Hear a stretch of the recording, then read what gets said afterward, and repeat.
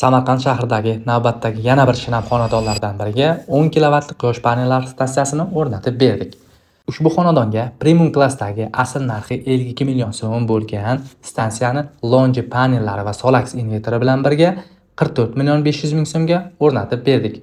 Umumiy summadan 7,5 million so'm davlat subsidiyasidan qoplab berildi.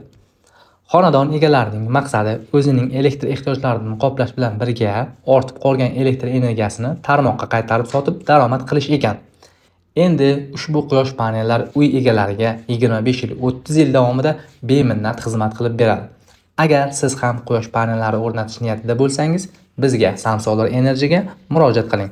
78 kodi bilan 333 60 70 raqamlari orqali batafsil ma'lumot olishingiz mumkin.